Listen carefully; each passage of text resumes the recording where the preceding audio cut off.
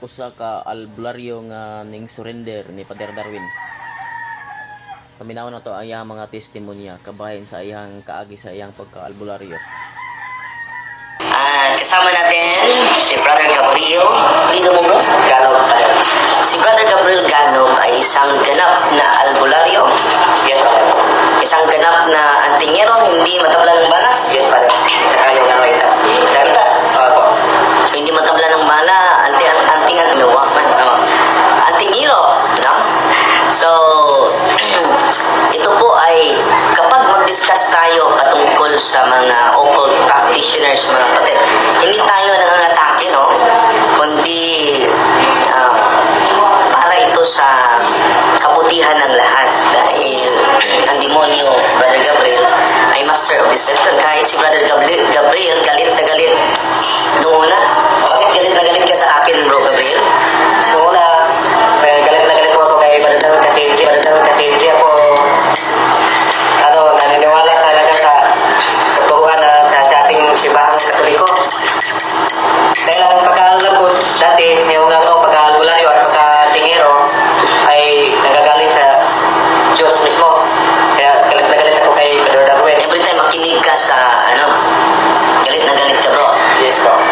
At bilang isang albularyo na, di ba, manggagamot, meron na ka bang maraming nagamot, Brother Gabriel? Marami na po. Hindi ko lang po natandaan pa din kung ilan ba yung sila. Sila lahat. Pero ano yung pinaka-sakit na na-amaze yung mga tao dahil napagaling mo? Yung una yung nagamot ko pa din, yung barang. Doon ako nakilala yung marami ng lumapit sa akin na mga tao. Ang gamot ako So, na. ang specialization mo ay barang. Yes po. Ano ba?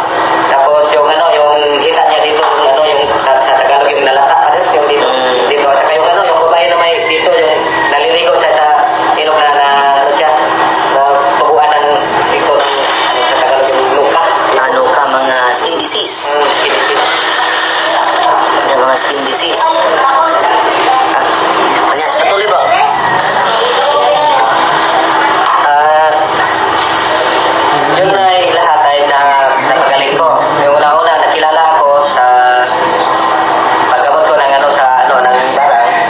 Yung una ay napagaling ko siya. Doon na, ang napagaling ko na isang babae na barang ay siya na nagsabi sa mga tao doon sa kanila na mayroon manggagamot na nakapagpagamot daw ng barang kahit anong uri ng sakit. Yan po mga kapatid na na-share ko. At totoo naman mga kapatid, yung napagaling ko sa barang, yun ay palagi na pumupunta sa bahay. Marami nang dinadala. Marami nang dinadala. Yung mga pasyente. Ayun po. Pero nung narinig mo yung teaching ng simbahan, hindi naman yun personal ko na opinion, na hindi to galing sa Diyos. Nagagalit ka, Brother Gabriel? Opo, Father Darwin. Yung tulad po dito sa mga albularyo nito na nagagalit sa'yo, yun din ang sa akin dati. Nagagalit din ako sa'yo. Sabi mo, nakita ko yung video ko, yung in-share ng asawa ko na huwag kayong lumapit sa mga albularyo dahil ang kapangyarihan nila ay hindi galing sa Diyos. Panginoon. Kaya nagalit ako sa'yo. Grabe, sobrang galit. Opo. Sabi ng aking asawa, tingnan mo yung video ni Father Darwin. Yung kapangyarihan, yung mga albularyo, yung mga tingero na hindi galing sa Diyos. Sabi ko pa, parilin mo na ako ni Father Darwin bago ako sumuko sa kanya. Hindi ka matabla ng bala. Yun, Father. Dahil si Brother Gabriel nabaril na 2 beses. Tumama yung 2 bala, di ba? Opo, pare. Pero hindi ka na tablan. Opo. So, para sa kanya, itong nakipagduelo sa atin, para sa kanya, na hindi siya convinced, katulad din ni Brother Gabriel, na naunawaan ko yung mga albularyo dahil ito talaga, maka-attract talaga ito dahil kapangyarihan po ito na taglaya, di ba? Opo. Pero bakit ka na-inganyo sa pagkamanggagamot, Brother Gabriel? Noong nagkasakit ako pa noong yung mga tingante ko, hindi ko na hindi ko na Nagamit? nag-iatiman nila po. Hindi ko na naalagaan pala yung mga pasyon. Tapos lumapit na ako ng ibang albularyo.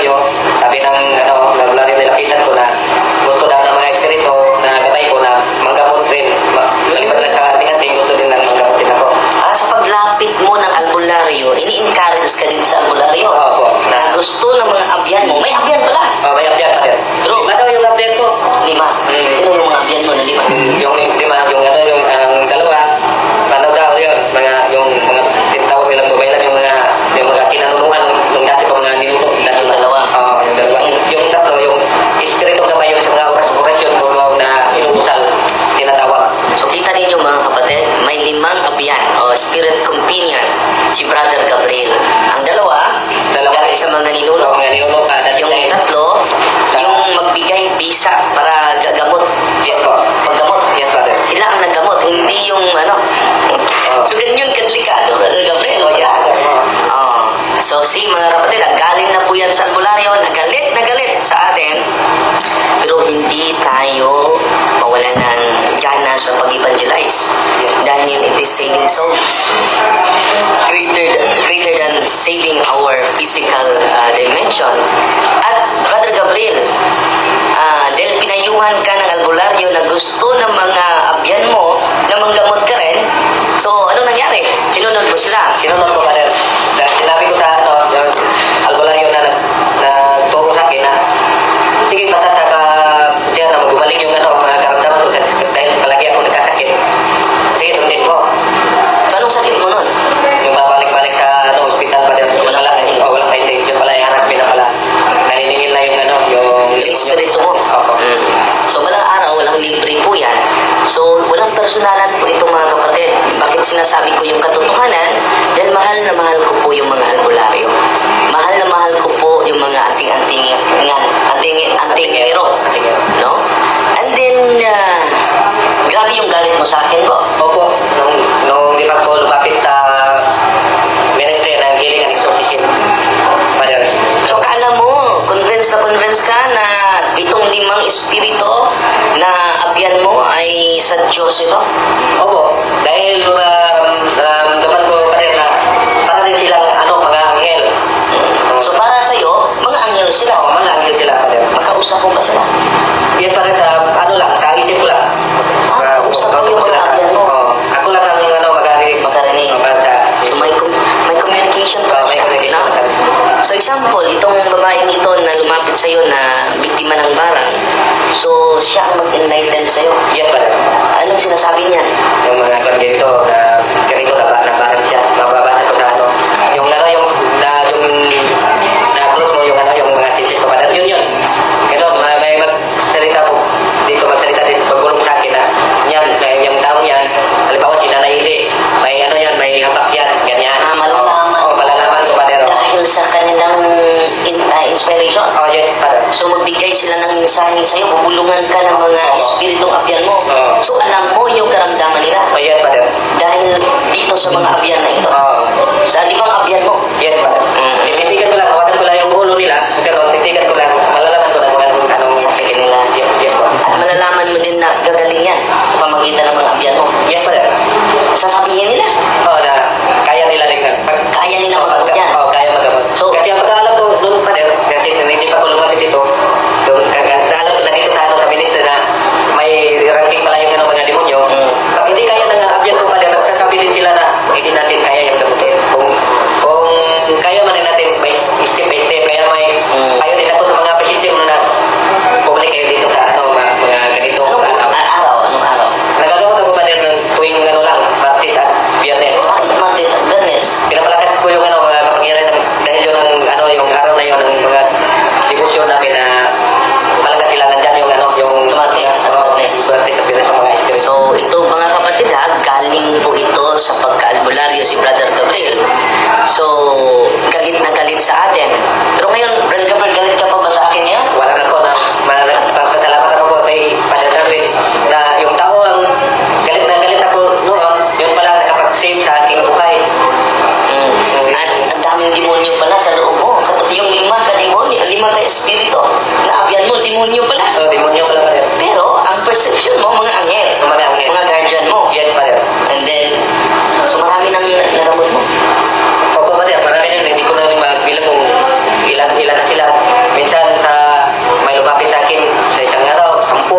Gano'n.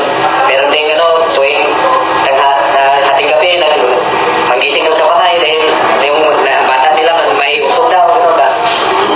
Magaling naman. Magaling naman, Father.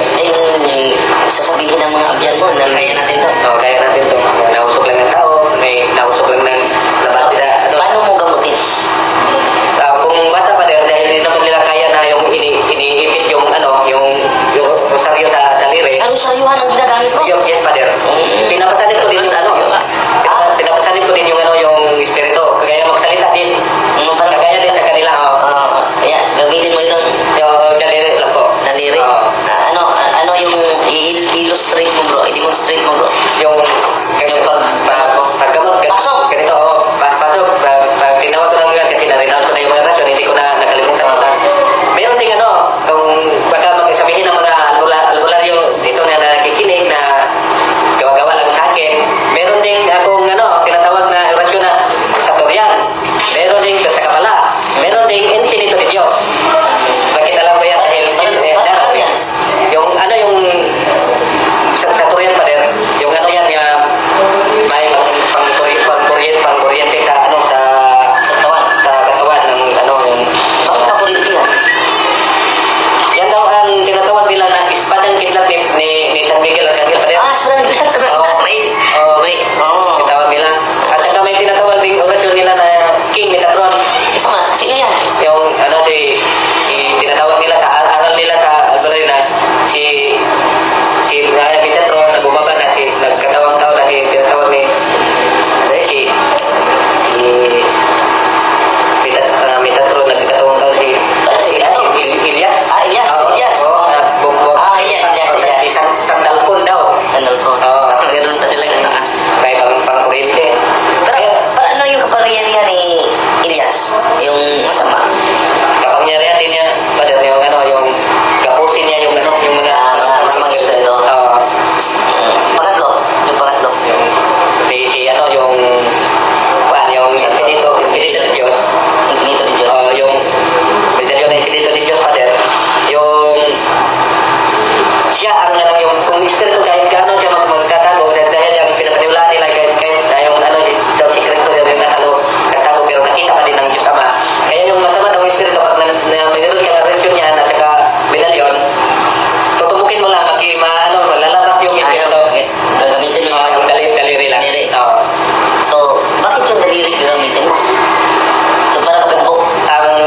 Dahil sa aral nila nang nagtuturo sa akin ng mga albularyo pa rin, dahil daw itong daliri daw pa rin ay simbolo daw ng Diyos Ama sa Dagat.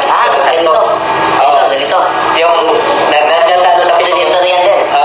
tinatawag lang Ganito. Arang Akdabak sa Dam daw yung sabi nila Arang Akdabak sa Dam yung Diyos Ama sa Diyos. Hindi ko alam yun So, Trinitarian pala ito.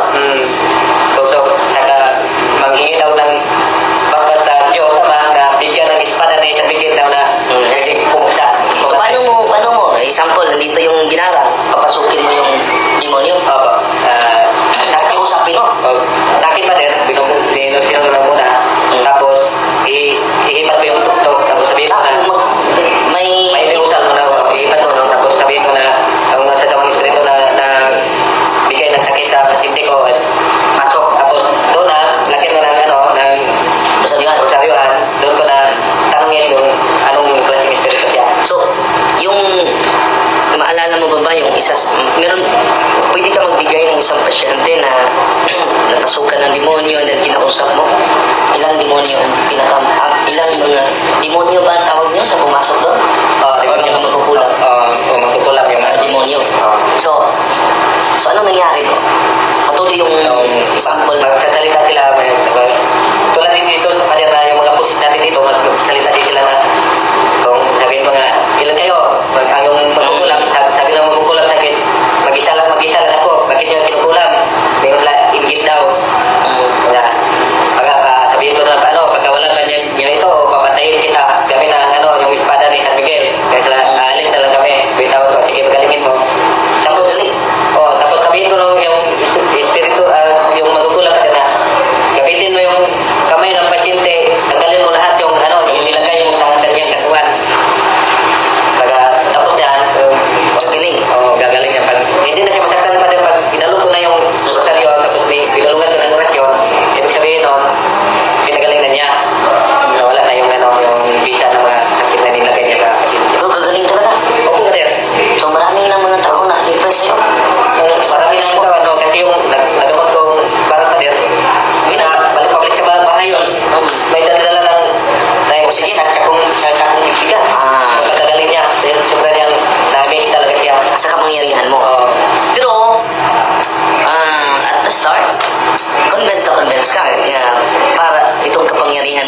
Diyos. Pero kailan ka naka-realize na ito, na hindi sa Diyos ito? Na-realize ko po yung Father Rob, yung aking asawa na una pang followers ko sa iyo, Mm-mm. na yung mga ano mo, mga reels mo, yung pinabasa niya sa akin. Mm-mm. Tapos yun siya na ano kaya kung lumapit tayo sa ministry, kung totoo namang sa Diyos yung kapangyarihan mo, hindi ka mag-react. Mm. Tapos ayaw kong sumama pa din. Siya ang pumunta dito sa ano, sa ministry. Sa office. Yun na ang nangyari. Yung pinainom niya ako ng full exercise oil at pinaharap sa likod, doon ako na wala na ako sa sarili. Tapos yun na ang Nawala sa sarili. Sa Oo. pagpainom lang nitong holy and exercise oil. yes po. So, dito natin makikita, Brother Gabriel, ang kapangyarihan ng simbahan. Opo. No? Hindi makatago ang mga demonyo sa mga sakramentals. Yes po. Just imagine na hindi siya nakapunta. So, yung asawa niya ang pumupunta dito. At nagpa-bless ng olive oil. At after that, maging holy and exercise oil. Yes po, Father. So, pinainom ka at pinahiran. Yes, Father. Ako na sabi niya, ito, inumin mo to kung yung kapangyarihan mo ay galing sa Diyos, minom ka ditong holy and exercise oil na galing sa healing exorcism. Kaya sabi ko naman sa kanya, Father, bakit naman ko, matapos niya, no? Inom lang ko niyan kasi para naman sa ang kapangyarihan namin ay galing naman sa Diyos. Pagdating ng ano, tatlong araw, Father, late reaction, doon na ako nawala sa sarili. Pagka wala sa akin sarili, wala na matandaan kung anong ginawa, gulong-gulong na daw ako, may video daw sila, ng anak ko. Yung pinakita ko eh. Oo, nagkagulong-gulong daw doon sa labas. Tapos, So, after 3 days pa yun, nag-react. opo, Father. Mm. Tapos kadarek daw sa akin, malakas ako, pahiran daw yung ang likod ko ng huli, ang size oil. Sisigaw din ako ng ano yung nilagay niya sa likod, ang pakitang init. Tapos yung pakiramdam ko, Father, yung mga buto ko parang binabalik yung pag napahiran ng huli, yung size oil. Tapos, paglingon ko sa akal ko, sabi ko na, ano, sorry na tayo, hindi ko na kaya. Pero ang sinabihan ko nun, hindi yung ano, asaw ko yung mga gabay ko, gabay. Yung 5 gabay mo. Yes, pa. Ano sabi nila? Yung may ano, may umiiyak yung Umiiyak, bakit pag surider ka, mabait naman kami. Pero may umisa yung last na ano lumabas, yung last na exercise mga kapatid. Yun ang pinakamatapang, yun ang ano, yung pang-warfare ko sa atingan. Ano sabi niya? Sabi na, huwag kang gawdahan mo, huwag ka nang luwag kang lumabas. Sabi niya, hindi siya lalabas. Hindi siya lalabas. And then, galit na galit siya. Anong mensahe niya sa akin pa? Anong yung mga impression ng 5 demonyo sa inyo? May mensahe ba yung 5 abyan mo sa akin? Wala na, wala. Yung